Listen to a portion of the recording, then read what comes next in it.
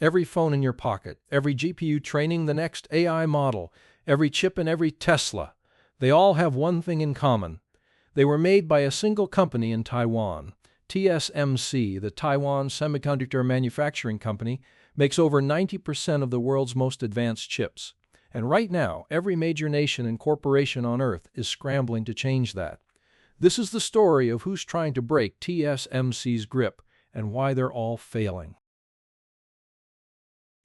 TSMC's numbers are staggering. In 2025, they posted $123 billion in revenue, $55 billion in pure profit. They control 70.2% of the entire foundry market. But the real story is at the bleeding edge. Below 7 nanometers, where the chips powering AI live, TSMC owns roughly 90%, above 90% for the most advanced nodes. Look at who depends on them. NVIDIA is now TSMC's largest customer, paying roughly $33 billion a year.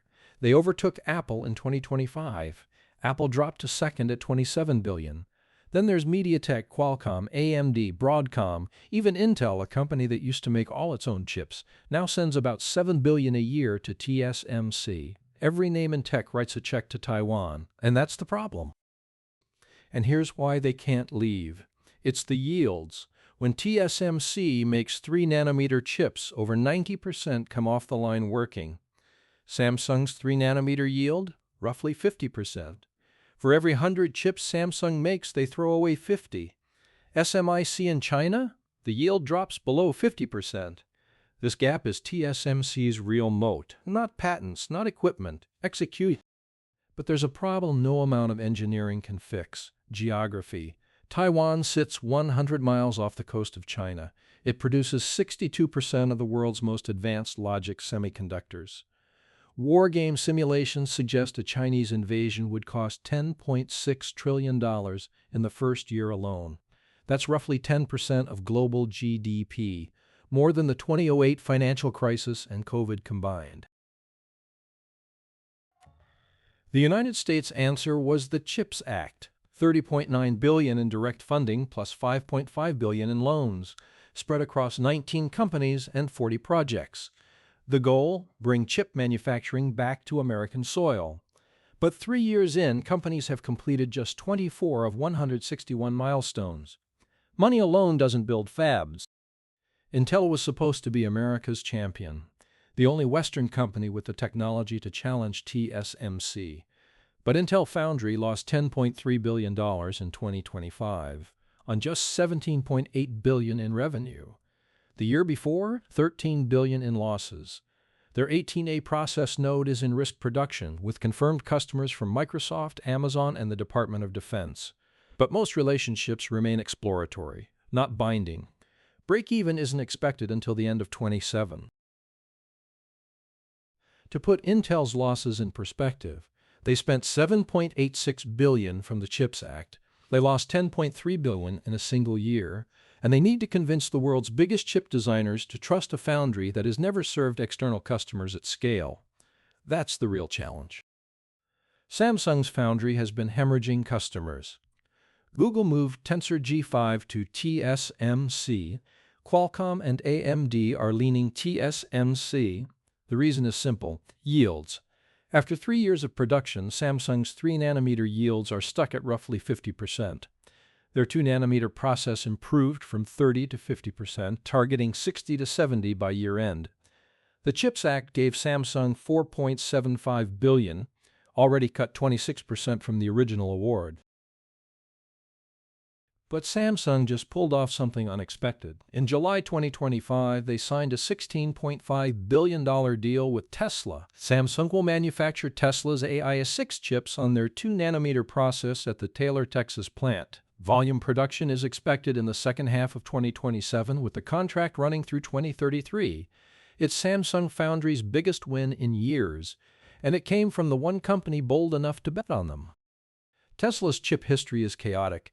Their Dojo supercomputer used TSMC 7-nanometer for the D1 chip. Dojo 2 moved to TSMC 5-nanometer. Then Musk shut Dojo down in August 2025, partially revived it in January. The AI5 chip is being made by TSMC. The AI6 goes to Samsung, and then there's Terafab. Tesla and SpaceX's announced $20 to $25 billion chip factory in Austin. Critics point out one small detail: Tesla has zero semiconductor manufacturing experience. China isn't waiting for permission. SMIC has achieved 5-nanometer class production without EUV lithography. That means 34 lithography steps where TSMC uses 9. The cost per wafer is 40 to 50% higher. Yields sit below 50% at 7 nanometer. Projected 30 to 40% at 5. But China is throwing resources at the problem, aiming to boost 7 and 5 nanometer output 5-fold in 2 years. Not everyone is chasing the bleeding edge. Global Foundries took a different path entirely. They stopped competing at advanced nodes and focused on 14 nanometer and above. Automotive chips, industrial controllers, silicon photonics. They got $1.5 billion from the CHIPS Act, and they're actually profitable. But they're not solving the advanced chip problem. They're solving a different one. The chips that keep your car running and your power grid stable. And the threat to that business? Chinese fabs flooding the market with cheap mature node wafers. TSMC's answer to the reshoring push is massive. $165 billion for 6 fabs in Arizona. Fab 1 is already operational on 4 nanometer, supplying Apple and NVIDIA. Fab 2 is under construction for 3 nanometer, with tool installation in the third quarter of 2026 and production in 2027. Fab 3 begins 2 nanometer construction. They received $6.6 billion from the CHIPS Act. The first made-in-America leading-edge AI chips rolled off the line in early 2026. And it's not just Arizona. In Japan, TSMC's plant in Kumamoto is running 12 to 28 nanometer for automotive, with a second phase potentially jumping to 4 or 2 nanometer directly. In Germany, a joint venture with Bosch, Infineon, and NXP is building Europe's first FinFET-capable foundry in Dresden, targeting 2027 operations. TSMC isn't just defending its lead, it's planting flags on every continent.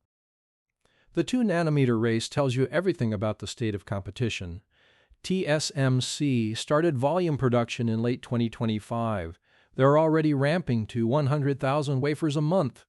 Samsung's 2-nanometer is in development. Yields just hit 50%, maybe 60 to 70 by year-end. Intel's comparable node, 14A, is still in early customer sampling. SMIC hasn't even announced 2-nanometer plans. The gap isn't closing, it's widening.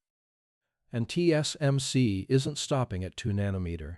The enhanced N2P variant hits mass production in the second half of 2026.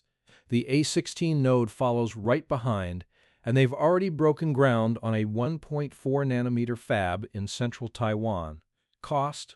$48.5 billion for a single facility. That's more than the entire GDP of some countries, just to build one factory.